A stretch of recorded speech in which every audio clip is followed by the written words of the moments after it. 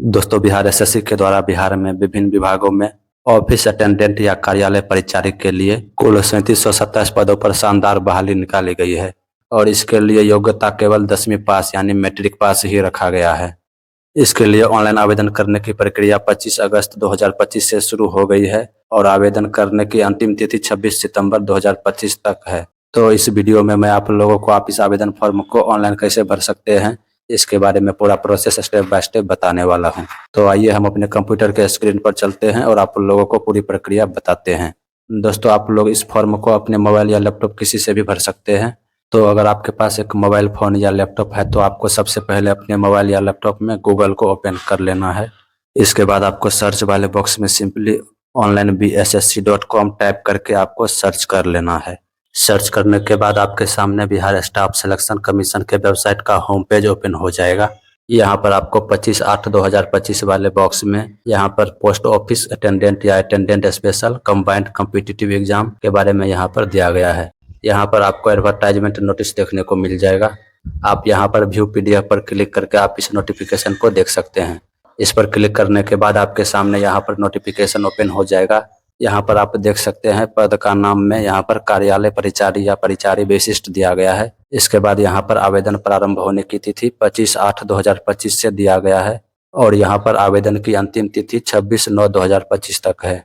यहाँ पर आप देख सकते हैं इसके लिए न्यूनतम शैक्षणिक योग्यता केवल 10वीं पास ही रखा गया है। आप यहाँ पर नीचे में देख सकते हैं किस विभाग में कितना पद खाली है, इसके बारे में यहाँ पर पूरा डिटेल दिया गया है। यहाँ पर आप देख सकते हैं कुल 53 पोस्ट में कुल 3727 पदों पर बहाली होने वाली है। तो आप आवेदन करने से पहले आप इनमें दिए गए सभी नोटिस को अच्छी तरह से देख लीजिए। इसके बाद ऑनलाइन आवेदन करने के लिए आपको यहाँ पर इस वेबसाइट पर आ जाना है। इसके बाद आपको यहाँ पर इसी वाले बॉक्स में यहाँ पर लिंक के नीचे में दिया गया है अप्लाई। तो आपको यहाँ पर अप्लाई वाले ऑप्शन पर आपको क्लिक कर देना है। क्लिक करने के बाद आपके सामने यहाँ पर इस आवेदन फॉर्म को भरने से रिलेटेड सभी जानकारी यहाँ पर देखने को मिल जाएगा। तो आप लोगों को इस पेज पर थोड़ा नीचे जाना है। नीचे में यहाँ पर आपको एक नोट दिया गया है। इसमें कहा गया है कि उम्मीदवारों को सलाह दी जाती है कि वे विज्ञापन को पूर्ण रूप से पढ़ें तथा आवेदन करने से पहले अपनी पात्रता को सुनिश्चित करें। तो आप लोगों को यहाँ पर सबसे पहले रजिस्ट्रेशन करना होगा।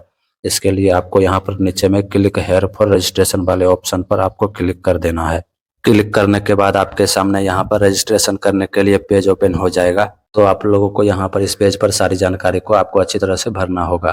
तो सबसे पहले यहाँ पर आपको नेम ऑफ एप्लीकेंट में यहाँ पर आपको अपना पूरा नाम डालना है। यहाँ पर आपको अपना पूरा नाम मैट्रिक के सर्टिफिकेट के अकॉर्डिंग ही डालना होगा। तो अपना नाम डालने के बाद आपको यहाँ पर जेंडर या लिंग वाले ऑप्शन में आप अपने जेंडर को यहाँ से सेलेक्ट कर लेंगे। इसके बाद यहाँ पर डोमिसाइल ऑफ बिहार स्टेट यानी बिहार राज्य का निवासी वाले ऑप्शन में अगर आप बिहार राज्य के निवासी हैं तो आप यहाँ पर यस पर क्लिक कर देंगे।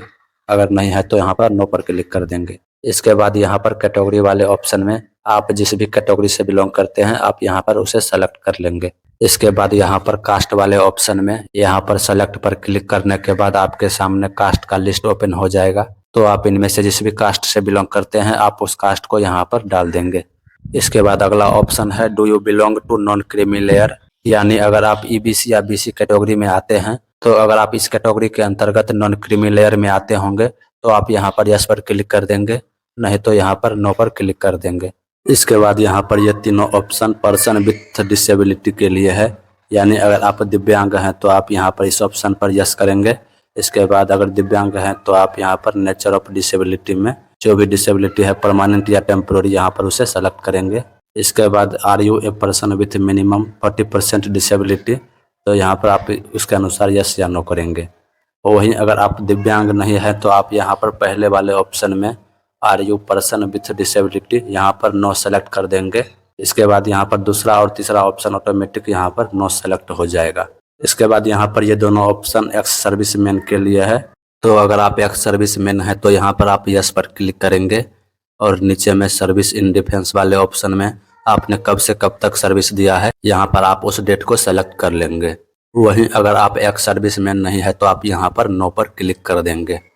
इसके बाद यहाँ पर पूछा जा रहा है कि क्या आप 1 जनवरी 1963 के बाद एनसीसी से विमुक्त होने के बाद बिहार सरकार के अधीन काम किया है, तो यहाँ पर आप नो पर क्लिक कर देंगे। इसके बाद अगले ऑप्शन में यहाँ पर पूछा जा रहा है कि क्या आप बिहार सरकार के कर्मचारी हैं जिन्होंने कम से कम 3 साल नियमित एवं रेगुलर सेवा की है। तो अगर आप इस ऑप्शन के अंतर्गत आते हैं तो आप यहाँ पर यस पर क्लिक कर देंगे। वहीं अगर आप इस ऑप्शन के अंतर्गत नहीं आते हैं तो आपको यहाँ पर नो पर क्लिक कर देना है। इसके बाद अगले ऑप्शन में यहाँ पर पूछा जा रहा है बिहार सरकारी कर्मचारी के बाद प्रयासों की संख्या। तो यहाँ पर आप दिनांक 12 दिसंबर 2022 के बाद कितने अटेम्प्ट में बिहार सरकारी कर्मचारी के एग्जाम को पास किया है, इसके बारे में पूछा जा रहा है।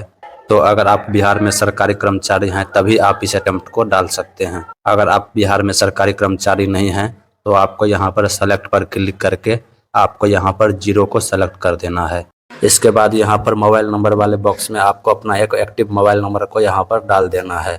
इसके बाद यहाँ पर कन्फर्म मोबाइल नंबर वाले बॉक्स में आपको फिर से दोबारा वही मोबाइल नंबर को डाल देना है। इसके बाद यहाँ ईमेल आईडी वाले बॉक्स में आपको अपना एक एक्टिव ईमेल आईडी को यहाँ पर डालना होगा। इसके बाद आपको नीचे में कन्फर्म ईमेल आईडी वाले बॉक्स में आपको दोबारा से अपने ईमेल आईडी को यहाँ पर डाल देना है। इसके बाद यहाँ पर डेट ऑफ बर्थ वाले बॉक्स में आपको यहाँ पर कैलेंडर वाले आइकन पर क्लिक करके आपके 10th के मार्कशीट पर जो भी डेट ऑफ बर्थ रहेगा आपको उसी प्रकार से यहाँ पर अपने डेट ऑफ बर्थ को डाल देना है। तो अपना डेट ऑफ बर्थ को डालने के बाद आपकी उम्र 1/8/2025 तक कितना साल हुआ है यहाँ पर आपका उम्र देखने को मिल जाएगा। तो अपनी सभी जानकारी को डालने के बाद आपको इस पेज पर थोड़ा नीचे जाना है। यहाँ पर आपको एक कैप्चा कोड डालना होगा। तो यहाँ पर आपके सामने जो भी कैप्चा कोड दिखाई दे रहा है आपको इस बॉक्स में उस कैप्चा को डाल देना है। इसके बाद आपको यहाँ पर सेव एंड कंटिन्यू वाले ऑप्शन पर आपको क्लिक कर देना है। क्लिक करने के बाद ऊपर में एक पॉपअप में मैसेज दिखाई दे रहा होगा। इसमें कहा जा रहा है कि are you sure to submit as edit या change in personal detail will not be allowed after submission. तो आपको यहाँ पर ओके वाले ऑप्शन पर क्लिक कर देना है। ओके पर क्लिक करने के बाद आपके सामने रजिस्ट्रेशन वाला पेज दोबारा से ओपन हो जाएगा। तो आपको इस पेज पर थोड़ा नीचे जाना है। यहाँ पर नीचे में एक नोट दिया गया है जिसमें कहा गया है कि before submit please be sure to you are going to register your correct detail otherwise you will not get any chance to edit the above detail. यानी यहाँ पर कहा जा रहा है कि आपने जो भी डिटेल को दिया है आपको यहाँ पर एक बार इस डिटेल को अच्छी तरह से देख लेना है। अगर आपके द्वारा दी गई जानकारी में कुछ गलत पाया जाता है तो आपको यहाँ पर नीचे में एडिट वाले ऑप्शन पर आपको क्लिक करके आपको अपनी जानकारी को दोबारा से एडिट कर देना है। तो आप लोगों को यहाँ पर इस पेज पर सभी जानकारी को अच्छी तरह से देख लेना है। अगर आपने सभी जानकारी को अच्छी तरह से भर दिया है तो आपको नीचे में यहाँ पर कन्फर्म एंड नेक्स्ट वाले ऑप्शन पर आपको क्लिक कर देना है। क्लिक करने के बाद ऊपर में एक पॉपअप में मैसेज दिखाई दे रहा होगा। तो आपको यहाँ पर ओके पर क्लिक कर देना है। ओके पर क्लिक करने के बाद आपका रजिस्ट्रेशन कंप्लीट हो गया है और यहाँ पर दिया गया है your registration number and password have been sent to your registered email ID and mobile number. यानी आपका रजिस्ट्रेशन नंबर और आपके पासवर्ड को आपके रजिस्टर्ड ईमेल आईडी और मोबाइल नंबर पर भेज दिया गया है। यहाँ पर आपको आपका रजिस्ट्रेशन नंबर भी देखने को मिल जाएगा। तो आपको अपने आवेदन फॉर्म को कंप्लीट रूप से भरने के लिए आपको यहाँ पर क्लिक हेयर फॉर लॉगिन वाले ऑप्शन पर आपको क्लिक कर देना है। क्लिक करने के बाद आपके सामने यहाँ पर लॉगिन करने के लिए पेज ओपन हो जाएगा। तो आपको यहाँ पर रजिस्ट्रेशन नंबर वाले बॉक्स में आपने अभी जो रजिस्ट्रेशन किया है और आपको जो रजिस्ट्रेशन नंबर प्राप्त हुआ है आपको यहाँ पर उसी रजिस्ट्रेशन नंबर को डाल देना है। इसके बाद पासवर्ड वाले बॉक्स में आपके मोबाइल नंबर या ईमेल आईडी पर पासवर्ड गया होगा, आपको उसी पासवर्ड को यहाँ पर डाल देना है। इसके बाद आपके सामने नीचे में जो भी कैप्चा कोड दिखाई दे रहा होगा आपको यहाँ पर इंटर कैप्चा कोड वाले बॉक्स में उस कैप्चा को डालकर आपको नीचे में लॉगिन वाले ऑप्शन पर आपको क्लिक कर देना है। लॉगिन पर क्लिक करने के बाद आपका प्रोफाइल लॉगिन हो जाएगा। अब आपको यहाँ पर 6 स्टेप में इस फॉर्म को कंप्लीट रूप से भरना होगा। यहाँ पर पहले स्टेप में आपको पर्सनल डिटेल डालना है। इसके बाद दूसरे स्टेप में यहाँ पर पेमेंट को करना होगा। तीसरे स्टेप में आपको एजुकेशनल क्वालिफिकेशन को डालना है। इसके बाद चौथे स्टेप में यहाँ पर आपको अपना फोटो और सिग्नेचर को अपलोड करना होगा। इसके बाद 5वें स्टेप में आपको अपना एक लाइव फोटो को डालना है और यहाँ पर 6ठे स्टेप में आपको एप्लीकेशन स्लिप मिल जाएगा। तो आपको यहाँ पर इस पेज पर थोड़ा नीचे जाना है। यहाँ पर आपको अपना पर्सनल डिटेल को डालना है। तो यहाँ पर नेम ऑफ एप्लीकेंट वाले ऑप्शन में आपका नाम पहले से सेलेक्ट रहेगा। इसके बाद आपको यहाँ पर फादर्स नेम वाले बॉक्स में आपको अपने पिता का नाम यहाँ पर अंग्रेजी में कैपिटल लेटर में डाल देना है। इसके बाद यहाँ पर मदर्स नेम वाले बॉक्स में आपको अपने माता का नाम अंग्रेजी में यहाँ पर आपको डाल देना है। इसके बाद यहाँ पर आपका जेंडर पहले से सेलेक्ट रहेगा। यहाँ पर डोमिसाइल ऑफ बिहार भी आपका पहले से सेलेक्ट रहेगा। इसके बाद यहाँ पर issue date of domicile certificate में यहाँ पर आपको अपने डोमिसाइल सर्टिफिकेट में आपका डोमिसाइल सर्टिफिकेट कब बना है उस डेट को यहाँ पर आपको डालना होगा। तो आपको यहाँ पर कैलेंडर वाले आइकन पर क्लिक करके आपका निवास प्रमाण पत्र कब जारी किया गया है उस तिथि को यहाँ पर आपको डाल देना है।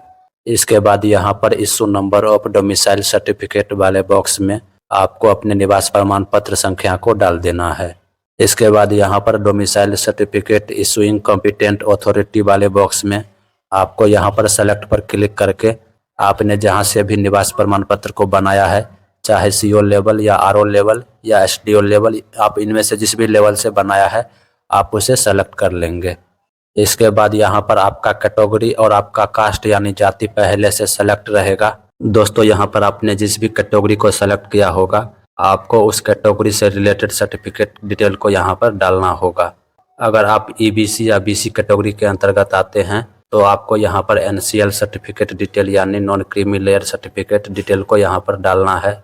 वहीं अगर आप एससी या एसटी कैटेगरी के अंतर्गत आते हैं तो यहाँ पर आपको कास्ट सर्टिफिकेट यानी जाति प्रमाण पत्र डिटेल को यहाँ पर डालना होगा। वहीं अगर आप ईडब्ल्यूएस कैटेगरी के अंतर्गत आते हैं तो यहाँ पर आपको ईडब्ल्यूएस सर्टिफिकेट डिटेल को यहाँ पर डालना है। तो यहाँ पर आपको ईबीसी या बीसी एनसीएल सर्टिफिकेट नंबर या एससी या एसटी कास्ट सर्टिफिकेट नंबर या ईडब्ल्यूएस सर्टिफिकेट नंबर वाले बॉक्स में यहाँ पर आपको अपने सर्टिफिकेट नंबर को डाल देना है। इसके बाद प्रमाण पत्र जारी करने की तिथि वाले बॉक्स में आपका सर्टिफिकेट कब जारी किया गया है आपको यहाँ पर कैलेंडर वाले आइकन पर क्लिक करके आपको उस डेट को डाल देना है। इसके बाद सर्टिफिकेट इशूइंग अथॉरिटी वाले बॉक्स में आपने इस सर्टिफिकेट को किस लेवल से बनाया है, चाहे सीओ लेवल या आरओ लेवल या एसडीओ लेवल या डीएम लेवल, आप यहाँ पर जिस भी लेवल से इस सर्टिफिकेट को बनाया है आपको यहाँ पर उसे सेलेक्ट कर लेना है। इसके बाद यहाँ पर आपका ये सब जानकारी पहले से भरा हुआ रहेगा जब आपने रजिस्ट्रेशन किया होगा। अब आपको यहाँ पर वार्ड ऑफ फ्रीडम फाइटर वाले ऑप्शन में यहाँ पर आपको नो पर क्लिक कर देना है। इसके बाद यहाँ पर आपको नेशनलिटी में यहाँ पर सेलेक्ट पर क्लिक करके आपको इंडियन को सेलेक्ट कर लेना है। इसके बाद यहाँ पर do you have Aadhaar card, तो यहाँ पर आपको यस पर क्लिक कर देना है। इसके बाद आपको यहाँ पर आधार कार्ड नंबर वाले बॉक्स में आपको अपने आधार कार्ड नंबर को यहाँ पर डाल देना है। इसके बाद यहाँ पर type of photo ID proof वाले बॉक्स में आपको यहाँ पर सेलेक्ट पर क्लिक करके आपके पास जो भी कार्ड है आप यहाँ पर उसे सेलेक्ट कर लेंगे। जैसे मैं यहाँ पर आधार कार्ड को सेलेक्ट कर लेता हूँ। इसके बाद आपको आईडी प्रूफ नंबर वाले बॉक्स में आपने जो भी कार्ड को सेलेक्ट किया होगा आपको उस कार्ड नंबर को यहाँ पर डाल देना है। इसके बाद यहाँ पर identification mark of the candidate वाले बॉक्स में आपके बॉडी पर कोई भी एक निशान होगा, आपको यहाँ पर उस निशान को यहाँ पर डाल देना है। इसके बाद यहाँ पर अगले ऑप्शन में कहा जा रहा है क्या आपको कभी किसी प्रतियोगिता परीक्षा से वंचित किया गया है। तो अगर आपको किसी प्रतियोगिता परीक्षा से वंचित किया गया है तो आप यहाँ पर यस पर क्लिक कर देंगे। वहीं अगर आपको किसी भी प्रतियोगिता परीक्षा से वंचित नहीं किया गया है तो आपको यहाँ पर नो पर क्लिक कर देना है। इसके बाद आपको यहाँ पर अपना कॉरेस्पोंडेंट एड्रेस और परमानेंट एड्रेस को डालना है। तो आपको यहाँ पर अपना कॉरेस्पोंडेंट एड्रेस और परमानेंट एड्रेस को डाल देना है।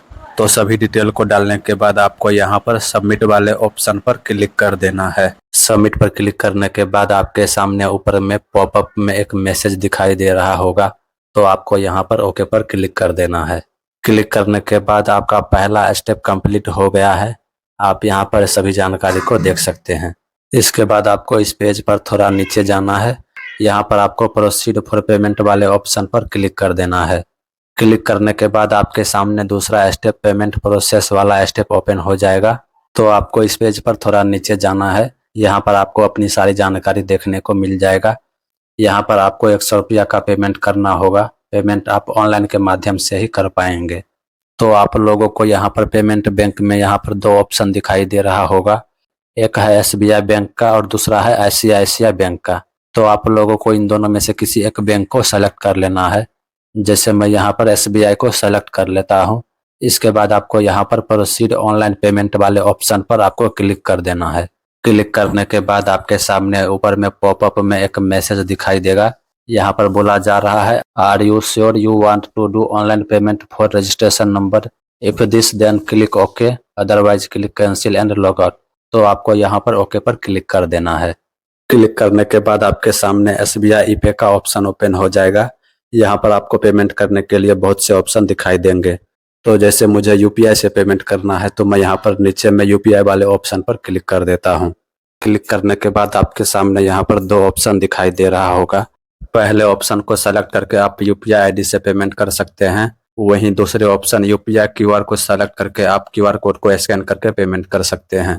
तो मैं यहाँ पर UPI QR को सेलेक्ट कर लेता हूँ। इसके बाद आपको यहाँ पर पे नाउ वाले ऑप्शन पर क्लिक कर देना है। पे नाउ पर क्लिक करने के बाद आपके सामने QR कोड ओपन हो जाएगा। अब आपको इस QR कोड को आप अपने मोबाइल में जो भी UPI एप्लीकेशन को चलाते हैं, आप उस एप्लीकेशन से इस QR कोड को स्कैन करके पेमेंट कर देंगे। पेमेंट कंप्लीट हो जाने के बाद यहाँ पर आपको दिखाई देगा your online payment successfully proceed. अब आपको इस पेज पर थोड़ा नीचे जाना है। नीचे में यहाँ पर आपका पेमेंट सक्सेसफुल हो गया है। अब आप अपने पेमेंट स्लिप का प्रिंट लेना चाहते हैं तो आप यहाँ पर प्रिंट पेमेंट स्लिप पर क्लिक करके आप अपने पेमेंट स्लिप को प्रिंट कर सकते हैं। इसके बाद आपको यहाँ पर सेव एंड नेक्स्ट वाले ऑप्शन पर क्लिक कर देना है। क्लिक करने के बाद आपका दूसरा स्टेप कंप्लीट हो गया है। अब आपको यहाँ पर तीसरे स्टेप में आपको एजुकेशनल डिटेल को डालना है। तो आपको यहाँ पर अपने 10th के डिटेल को डालना होगा। तो आपको यहाँ पर इस पेज पर यहाँ पर सब्जेक्ट वाले ऑप्शन में आपने 10th में जो भी विषय को लिया होगा आपको यहाँ पर सभी सब्जेक्ट को यहाँ पर डाल देना है। जैसे अगर आपने 10th में हिंदी लिया होगा, संस्कृत लिया होगा, मैथमेटिक्स, साइंस या सोशल साइंस, तो आपको यहाँ पर टाइप कर देना है। इसके बाद आपको यहाँ पर बोर्ड या यूनिवर्सिटी वाले बॉक्स में अगर आपने बिहार बोर्ड से 10th की परीक्षा पास की है तो आपको यहाँ पर BSEB पटना डाल देना है। वहीं अगर आपने जिस भी बोर्ड से 10th की परीक्षा पास की है, चाहे CBSE या ICSE बोर्ड, आप जो भी बोर्ड से 10th की परीक्षा पास किए हैं आप यहाँ पर उस बोर्ड का नाम लिख देंगे। इसके बाद आपको यहाँ पर टोटल मार्क वाले ऑप्शन में अगर आपका जैसे 500 नंबर का एग्जाम हुआ था तो आपको यहाँ पर 500 टाइप कर देना है। इसके बाद आपको यहाँ पर ऑब्टेन्ड मार्क वाले ऑप्शन में आपको 10th में कितना मार्क प्राप्त हुआ है आपको यहाँ पर उस मार्क को यहाँ पर टाइप कर देना है। इसके बाद आपको यहाँ पर परसेंटेज वाले ऑप्शन पर क्लिक करने के बाद आपका परसेंटेज ऑटोमेटिक यहाँ पर दिखाई देगा। इसके बाद आपको यहाँ पर सर्टिफिकेट नंबर या मार्कशीट नंबर वाले ऑप्शन में आपको यहाँ पर अपने 10th के सर्टिफिकेट नंबर को यहाँ पर डालना होगा। आप यहाँ पर स्क्रीन पर देख सकते हैं आपके सर्टिफिकेट के ऊपर में राइट साइड में सर्टिफिकेट नंबर या सीरियल नंबर देखने को मिलेगा। आपको उसी सर्टिफिकेट नंबर को यहाँ पर डाल देना है। इसके बाद आपको यहाँ पर सर्टिफिकेट इशूइंग या मार्कशीट डेट वाले ऑप्शन में यहाँ पर आपका सर्टिफिकेट कब जारी हुआ है आपको यहाँ पर कैलेंडर वाले आइकन पर क्लिक करके आपको उस डेट को यहाँ पर डाल देना है। तो अपने 10th के डिटेल को डालने के बाद आपको यहाँ पर सबमिट वाले ऑप्शन पर क्लिक कर देना है। सबमिट पर क्लिक करने के बाद आपके सामने ऊपर में पॉपअप में एक मैसेज दिखाई देगा। तो आपको यहाँ पर ओके पर क्लिक कर देना है। क्लिक करने के बाद आपको इस पेज पर थोड़ा नीचे जाने पर यहाँ पर आपको अपने एजुकेशनल डिटेल को यहाँ पर अच्छी तरह से मिला लेना है। अगर आपने 10th के डिटेल को अच्छी तरह से फिल कर दिया है तो आपको यहाँ पर सेव एंड नेक्स्ट वाले ऑप्शन पर आपको क्लिक कर देना है। इस पर क्लिक करने के बाद आपका तीसरा स्टेप कंप्लीट हो गया है। अब आपको चौथे स्टेप में यहाँ पर आपको अपना फोटो और सिग्नेचर को अपलोड करना होगा। दोस्तों यहाँ पर आपको अपने फोटो और सिग्नेचर को अपलोड करने के रिगार्डिंग कुछ निर्देश यहाँ पर दिया गया है। यहाँ पर बोला गया है कि आप अपने पासपोर्ट साइज फोटो को JPG फॉर्मेट में 20 KB से 50 KB के बीच में अपलोड कर सकते हैं और आपका फोटो 1 महीना से ज़्यादा पुराना नहीं होना चाहिए। और यहाँ पर आपके फोटो का साइज 200 पिक्सल गुने 230 पिक्सल होना चाहिए। इसी प्रकार से यहाँ पर आपको इंग्लिश सिग्नेचर और हिंदी सिग्नेचर के बारे में भी कहा गया है कि इसका फाइल साइज JPG फॉर्मेट में होना चाहिए और यह 10 KB से 20 KB के बीच 200 पिक्सल गुने 60 पिक्सल होना चाहिए। तो यहाँ पर आप लोगों को जिस प्रकार से अपने इमेज को रिसाइज करने के लिए बोला गया है तो इसके लिए आपको एक नए टैब में गूगल को ओपन कर लेना है। इसके बाद आपको सर्च वाले बॉक्स में PI इमेज टूल टाइप करके आपको सर्च कर लेना है। सर्च करने के बाद आपके सामने सबसे ऊपर में इसका वेबसाइट दिखाई देगा। आपको इस वेबसाइट पर क्लिक कर देना है। क्लिक करने के बाद आपके सामने इस वेबसाइट का होम पेज ओपन हो जाएगा। अब आपको यहाँ पर ऊपर में रिसाइज इमेज पिक्सल वाले ऑप्शन पर आपको क्लिक कर देना है। क्लिक करने के बाद आपके सामने यहाँ पर कुछ ऐड आएगा। आपको यहाँ पर इसे क्लोज कर लेना है। क्लोज करने के बाद आपको यहाँ पर सेलेक्ट इमेज पर क्लिक करके आपको पहले अपने इमेज को सेलेक्ट कर लेना है। इमेज को सेलेक्ट करने के बाद आपको यहाँ पर नीचे में 200 पिक्सल गुने 230 पिक्सल आपको देना होगा। तो आपको यहाँ पर इसमें 200 पिक्सल डाल देना है और आपको यहाँ पर हाइट में 230 पिक्सल डाल देना है। इसके बाद आपको यहाँ पर compressed image to specific size वाले ऑप्शन में यहाँ पर आपको सही टिक कर देना है। इसके बाद यहाँ पर आपको साइज में यहाँ पर आपको 45 KB डाल देना है। इसके बाद आपको नीचे में रिसाइज इमेज पर क्लिक कर देना है। क्लिक करने के बाद आपका इमेज कुछ इस तरह से तैयार हो जाएगा। अब आपको यहाँ पर इसे डाउनलोड कर लेना है। अब आपका इमेज रिसाइज हो गया है। अब आपको अपने सिग्नेचर को भी रिसाइज करना है। तो इसके लिए आपको इस पेज पर नीचे जाना है। नीचे में यहाँ पर आपको रिसाइज अनदर इमेज पर आपको क्लिक कर देना है। इस पर क्लिक करने के बाद आपको यहाँ पर फिर से सेलेक्ट इमेज पर क्लिक करके आपको यहाँ पर पहले अपने इंग्लिश वाले सिग्नेचर को यहाँ पर अपलोड कर देना है। इसके बाद आपको यहाँ पर नीचे में जैसे बोला गया है 200 पिक्सल गुने 60 पिक्सल, तो आपको यहाँ पर विड्थ में 200 पिक्सल डाल देना है और यहाँ पर आपको हाइट में 60 पिक्सल डाल देना है। इसके बाद आपको यहाँ पर कंप्रेस्ड इमेज स्पेसिफिक में यहाँ पर सही टिक रहने देना है और यहाँ पर आपको साइज में यहाँ पर 15 KB डाल देना है। इसके बाद आपको नीचे में यहाँ पर रिसाइज इमेज पर आपको क्लिक कर देना है। क्लिक करने के बाद आपका इमेज कुछ इस तरह से तैयार हो जाएगा। अब आपको इसे डाउनलोड कर लेना है। तो आप लोगों को फिर से इसी प्रकार से आप लोगों को अपने हिंदी सिग्नेचर को भी रिसाइज कर लेना है। दोस्तों यहाँ पर आपका इमेज और सिग्नेचर JPEG फॉर्मेट में है, लेकिन आपको अपलोड करने के लिए JPEG फॉर्मेट में बोला गया है। तो इसके लिए आपको फिर से एक नए टैब में गूगल को ओपन कर लेना है। इसके बाद आपको सर्च वाले बॉक्स में JPEG to JPG converter type करके आपको सर्च कर लेना है। सर्च करने के बाद आपके सामने सबसे ऊपर में क्लाउड कन्वर्ट का वेबसाइट दिखाई देगा। आपको इस वेबसाइट पर क्लिक कर देना है। क्लिक करने के बाद आपको यहाँ पर सेलेक्ट फाइल पर क्लिक कर देना है। इसके बाद आपको यहाँ पर अपने इमेज को सेलेक्ट कर लेना है। इमेज को सेलेक्ट करने के बाद आपको यहाँ पर कन्वर्ट वाले ऑप्शन पर आपको क्लिक कर देना है। क्लिक करने के बाद आपका इमेज कुछ इस तरह से JPG फॉर्मेट में कन्वर्ट हो जाएगा। अब आपको यहाँ पर डाउनलोड वाले ऑप्शन पर क्लिक करके इसे डाउनलोड कर लेना है। इसके बाद आपको यहाँ पर इसे क्लोज कर देना है। इसके बाद आपको यहाँ पर इसे डिलीट करके आपको फिर से अपने इंग्लिश सिग्नेचर और हिंदी सिग्नेचर को भी आपको JPG फॉर्मेट में यहाँ से कन्वर्ट करके डाउनलोड कर लेना है। तो सभी इमेज को रिसाइज करके JPG फॉर्मेट में कन्वर्ट करने के बाद आपको यहाँ पर बिहार SSC के वेबसाइट पर आ जाना है। अब आपको यहाँ पर पहले अपने फोटो को अपलोड कर देना है। इसके बाद आपको यहाँ पर अपने इंग्लिश सिग्नेचर और हिंदी सिग्नेचर को भी अपलोड कर देना है। तो दोस्तों जैसा कि मैंने अपने फोटो और सिग्नेचर को अपलोड कर दिया है, इसके बाद आपको यहाँ पर नीचे में सबमिट वाले ऑप्शन पर आपको क्लिक कर देना है। सबमिट पर क्लिक करने के बाद ऊपर में एक मैसेज दिखाई देगा, तो आपको यहाँ पर ओके पर क्लिक कर देना है। ओके पर क्लिक करने के बाद आपका फोटो और सिग्नेचर सक्सेसफुल तरीके से अपलोड हो गया है। आपको इस पेज पर थोड़ा नीचे जाना है। यहाँ पर अगर आपको लगता है कि मेरा फोटो और सिग्नेचर अच्छी तरह से अपलोड नहीं हुआ है, तो आपको यहाँ पर री अपलोड फोटो एंड सिग्नेचर पर क्लिक करके आपको दोबारा से अपने फोटो और सिग्नेचर को अपलोड कर लेना है। वहीं अगर आपने अपने फोटो और सिग्नेचर को अच्छी तरह से अपलोड कर दिया है, तो आपको यहाँ पर सेव एंड नेक्स्ट वाले ऑप्शन पर आपको क्लिक कर देना है। इस पर क्लिक करने के बाद आपका चौथा स्टेप भी कंप्लीट हो गया है। अब आपको 5वें स्टेप में अपना लाइव फोटो अपलोड करना होगा। आपको यहाँ पर लाइव फोटो को अपलोड करने के रिगार्डिंग कुछ इंस्ट्रक्शन दिए गए हैं, तो आपको इस पर क्लिक करके इंस्ट्रक्शन को देख लेना है। क्लिक करने के बाद आपके सामने यहाँ पर लाइव फोटो को अपलोड करने के रिगार्डिंग कुछ गाइडलाइन दिए गए हैं। जैसे कि यहाँ पर कहा गया है कि आपके डेस्कटॉप या लैपटॉप में अच्छी क्वालिटी का वेबकैम होना चाहिए। इसके अलावा आपको अपना फोटो सफ़ेद दीवार वाले बैकग्राउंड में अच्छी लाइट में कैप्चर करना है। यहाँ पर आपके सामने कुछ फोटो एग्जाम्पल के रूप में दिए गए हैं। यहाँ पर आपको बताया गया है कि आपको किस प्रकार से अपना लाइव फोटो देना है और किस प्रकार से अपना लाइव फोटो को नहीं देना है। तो आप लोगों को यहाँ पर दी गई सभी जानकारी को देख लेना है। तो आपको यहाँ पर अपने लाइव फोटो को कैप्चर करके यहाँ पर टेक फोटो पर आपको क्लिक कर देना है। क्लिक करने के बाद आपका लाइव फोटो अपलोड हो जाएगा। इसके बाद आपको यहाँ पर सबमिट वाले ऑप्शन पर क्लिक कर देना है।